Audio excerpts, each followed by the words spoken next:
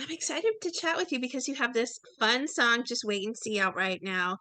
Let's start at the beginning. I know that you're Texas orientated, but is this, would you describe your music as Texas country, or is it just, um, heartland country? How do you guys tend to describe your sound? I would say we typically say Texas country or red dirt. We're a little more rock and roll than some of it, so we probably lean to the rock and roll side a little bit. I think that's kind of one of the things I like about the whole red dirt scene is that you get a little bit of freedom to kind of which is good for me as a writer. I get to let the song. I think different songs call for a little bit different feel, and so we're not kind of locked into a box like you are sometimes when you're on a major label and they got a little category that they put you in. And if you're Kenny Chesney, you have to, wear a sleeveless shirt and sing about the beach all the time. So we get a little more freedom. So I like that. Some of our songs are a little more traditional sounding, train beats and Johnny Cash kind of stuff. And then some of it is, straight up rock and roll and then kind of everywhere in the middle. So I guess to simplify and answer your question, Texas country, sure. Not sure if that was helpful at all. Perfectly fine. Who were some of your musical influences when you were growing up? Well, so I grew up in the 90s. So Garth Brooks for sure, and Tracy Lawrence, John Michael Montgomery. John Michael Montgomery was a huge influence of mine because I want to say I was 10 years old, and I got back then it was popular, these little CDGs, and they were basically you had to have a CDG player that hooks into your TV, and it was the karaoke track essentially, and it put the words on the screen. And I got one of those for Christmas when I was a little kid. And then the very first CDG that I got was a John Michael Montgomery artist series. So it had 15 of his songs. So, I sang those 5 times each every single night because that was all I had. And then saved up another $30, which was a big deal back in the 90s to get another one. And but yeah, Tracy Lawrence, Mark Chestnut, I'm a big Mark Chestnut fan. Chris Ledoux, my dad and I grew up, when I grew up, my dad had every Chris Ledoux album on cassette tape. And so I had all those memorized. And then, you know, again, Garth Brooks was big in in the 90s when I was growing up. And he took a lot of his influence from Chris Ledoux. And when I started, playing in bands and stuff, the first band I was with was a dance hall band called The Emotions, which is a 8-piece band, and everybody's all wireless and it's very high energy. And Chris Ledoux had a very high energy show. Obviously, Garth Brooks, because sort of took his influence from that, and he had and still does have a very high energy show. So I would say, musically, it's those guys that were popular then, and then when it comes to like the live performance side of things, definitely Chris and Garth, just because I like to run around and jump on top of stuff and put on a show. I mentioned you have this wonderful new song out right now. What was it about Just Wait and See that you thought this is going to be a big hit amongst the Will Carter Band fans? That was relatable. Every single one of us, I'm sure. I know I have, but at some point in our life, have been told that we weren't good enough, or we weren't smart enough, or pretty enough, or whatever. You know what I mean? That you're not going to make it, that kind of thing. Especially in the music industry, we hear that every single day. Go get a real job. So, I think it was the fact that it was relatable, something that I feel like we've all been through and we can all relate to. And there's nothing that I enjoy more than just, staying kind and staying humble and letting your actions kind of prove yourself. And then you can think, you could think to yourself, I showed you, but you don't necessarily have to say it. Just let your actions speak for themselves. Let your accomplishments speak for themselves.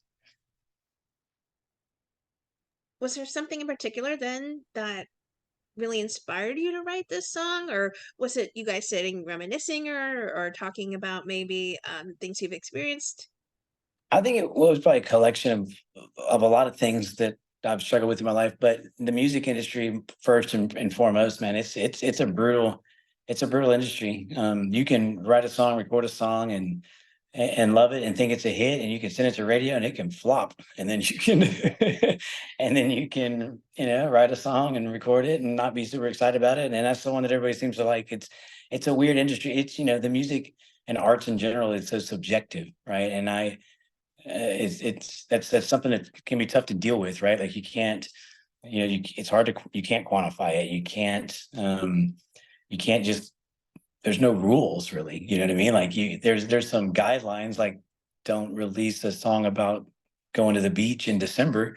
Um, but even then, you never know. There might be a program director out there that really had a great time at a party on the beach in November, and it happened to be kind of warm that day. And I don't, it's just, there's no rules in this industry. So it's, I've been doing it a long time. I put out my first single to Texas radio in 2016. So that was what, 8 years ago. I've probably had 16 or 18 or so singles.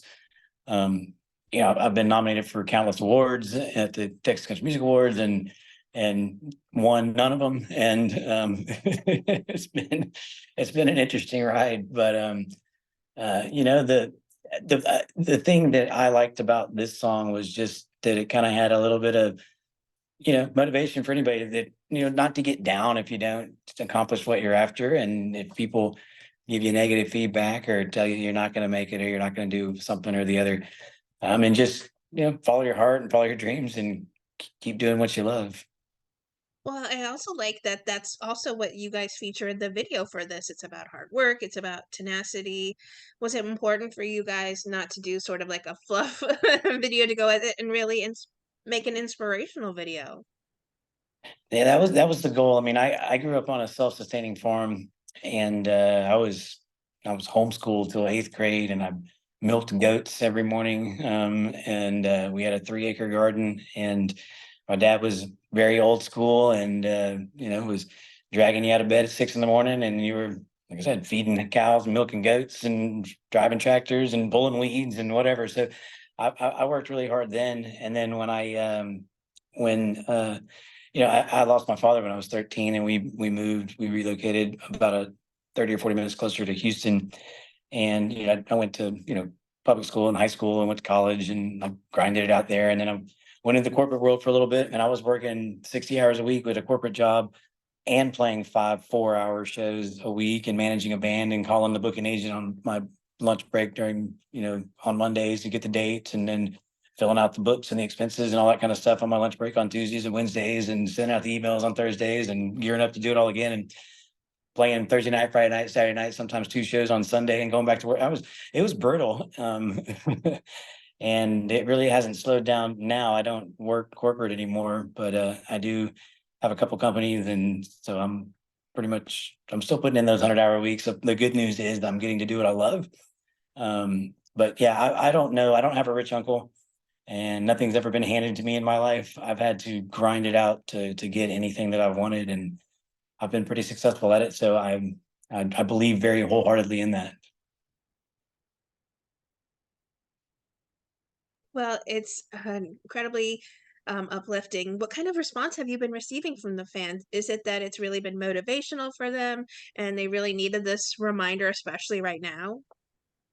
100%. It's funny when I liked the subject matter, and then when we went in this new album we've done, is the first album that I've done this way, and it's not really the norm anymore. What happens nowadays in the industry is you either write a song or you get a song or whatever, and then typically the artist will give that to a producer who sends it to different session players around the country, or if it's at a specific studio, they have session players they bring in, that kind of thing, and then your band learns it. I'm fortunate that my band that I use, that I tour with every weekend, they're all, in addition to being awesome live musicians, they're also all studio musicians as well. So kind of have the best of both worlds. And so we decided to go into the studio and do an old school, I like to call it, recording, where they press the record button and you play the song, and that's where it comes from, which is just not how it's done in the industry anymore. And had, like I said, in three prior to this album, the first 3 albums, that's not how I did it either, because that just wasn't how it was done.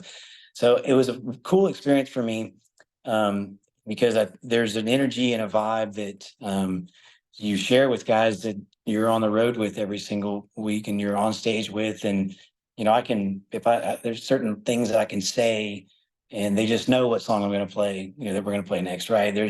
We can just, you just can feel when you're about to do something. You really get this bond, and you get to know each other real well. And so it was an amazing experience going in the studio and recording with the band.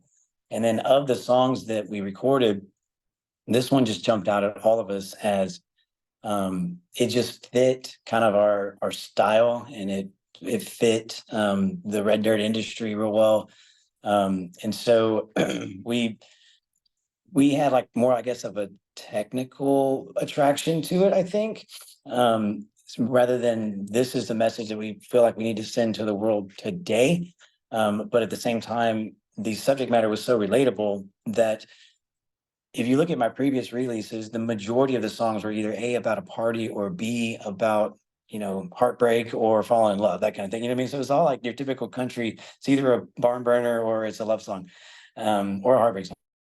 And so to be able to have some different subject matter that I felt like would be much more relatable was exciting. And then the sound that was produced, just, again, like we don't, the new recording process, which is actually the old recording process, is amazing because you don't know what to expect going into the studio. It's like, okay, everybody, here's the key of the song. You've heard it, heard me play it on the guitar a couple of times. Now let's just see what happens. And it's very organic.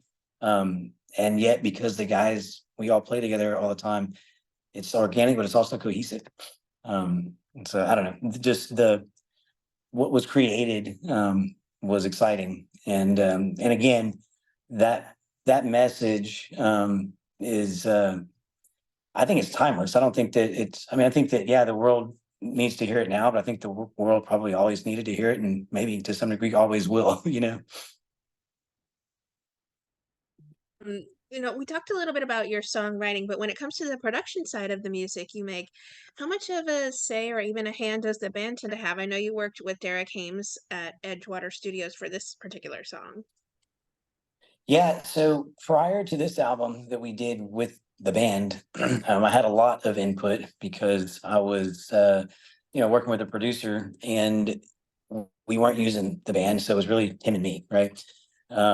I will say that I felt like I took a much smaller role in it this way because it was more of the five of us in the band bringing our own ideas for our own parts together, which, because we play together, magically we're cohesive, but Mhm. they were all original to each of us. And then Derek was an amazing, I guess, quarterback, if you will, because he was able to, take those ideas and kind of help, tweak or guide or make suggestions. And or if we did two or three different things, he might say, hey, I like that one, let's try that one.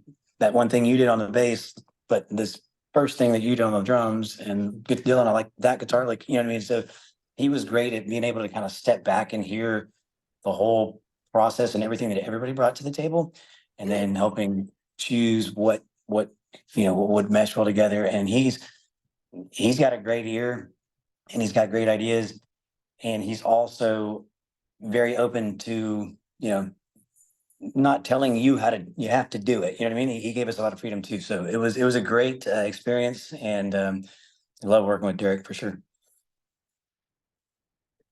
Is this a teaser then to a full album or an EP that's been in the works?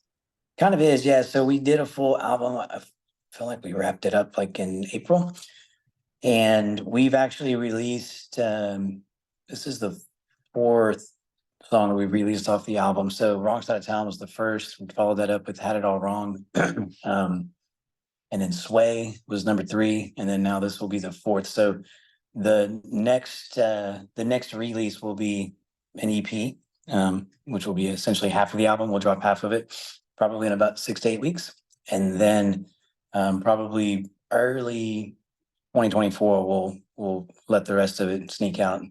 If we can't just give it to everybody all at once, because then they're like, "Oh, great, that was cool. We listened to your album for an hour, and now what do you have?" It's kind of the new world strategy. Is, hey, Right. we spent a year writing this album, and we spent another year recording this album, and we dropped it, and 2 hours later, everybody was bored with us and wanted to know what Yeah, was exactly. We next. played it a few times. What's next? What are you guys doing Yeah. another? So knowing that the attention span of the world has decreased exponentially over the past few years, we like to kind of put out, we'll drop a single, radio in the Texas red dirt scene is a single every 24 weeks or so. So you typically drop about two a year. And then what we want to, what we'll do is in between those, we'll drop one or two that we're probably not going to go to radio with, but that we, that are going to be on the album. And so there's always something new to look forward to. But yes, this is my favorite video that we've ever done. This is probably my favorite song that we have ever released. So we set the bar personally, I guess, for myself kind of high, because now we have to follow this up with an EP and figure out which other songs are going to be on that. Right, you But ruined your formula for yeah, no, right. for releasing music. You made such a good song. Now they expect more, more from. Yeah. Yeah, maybe we should make it a 8 song album and then just call this the EP with the last three. That's the thing, man. There again, there's like I said earlier, there's guidelines. There are no rules in this industry, and obviously, like streaming and all that, that's completely changed what rules the industry had for a long time. So Sure. it's fun though. It keeps you on your toes. You get to try new things. Well, are you guys headed out then on tour soon, or have you guys been playing some local gigs lately to get some attention on this new music you've been putting out? We do. So we play about maybe 4 local gigs a year. Over the last few years, the radius clauses sort of make that problematic for us. So, like Dosey Doe, for example, we play in the Woodlands and they've got a pretty strict radius clause. It's 100 days before and 100 days after. You can't play within 100 miles. So those that really limits the local gigs, which is good because, back when you first started and you were playing every weekend and locally and whatnot, you oversaturate yourself, right? Like, it's why would I go see the Will Carter Band this weekend when they're going to be in town next weekend? You know what I mean? So it's been really cool the last couple of years. It's been, I guess, glasses half full side of the situation is that it's forced us to get out of town, and it's when we are in town, it's a much bigger turnout. It's a big party because it's, hey, like for example, next weekend, next weekend, we're opening for Johnny Lee here locally, and so we've been, for the last couple of weeks going, all right, everybody, hey, we're getting open for Johnny Lee. It's gonna be cool, but this is also our last gig, our last local gig of the year. So if you haven't seen us or if you're wanting to see us, you better show up. So the supply and demand function, I guess, has been cool. But we focus, like I said, mostly on out of town gigs and really out of state at this point. Last weekend we were in Kansas. I got a opportunity to open for my hero and basically idol in the red dirt scene, Mr. Wade Bowen. I've been wanting to play a show with him my entire career, and in pretty much every radio interview or TV interview or magazine interview or whatever, they always tend to ask, like, if you could play a show with someone past or present, who would it be? Or if you could write a song with someone past or present, who would it be? And I always say Wade Bowen. Everybody that knows me knows this has been a bucket list thing for a decade now. So I finally got the call, and me and my guitar player Dylan flew up to Kansas and played a show with him, and I guess made an impression on him. So we were hanging out on the bus afterwards, and he was like, "Hey, well, you're in Kansas, and you live in Texas, I live in Texas. We could have probably just played a show together in Texas, but since we're in Kansas and you're here, you want to open for me in Kansas tomorrow night?" So we were like, "Sure." So we got 2 of them out of the deal, but I think we're gonna be playing some shows with him in Texas here in the near future as well. But yeah, no, we played pretty much every weekend. Most probably 2 or 3, like probably 2 weekends out of the month or full band stuff, and occasionally we'll do some acoustic stuff here or there. But it's almost always not close to home, which is good and bad. What would you like to say then to everyone who are fans and supporters of the incredible music that your band makes? Well, we couldn't do this without you. So thank you. And you're the reason we do this. And I would say my favorite part about this entire industry, this crazy music thing that we do, is performing. The live show piece is my by far my favorite part. I mean, the putting songs on the radio is cool. Hearing yourself on the radio is cool. Writing songs, I love writing music. I love recording. I like every aspect of it, but absolutely, what speaks to me is the live show, and that's no fun if you're not there. So we just come on out to a show and hang out.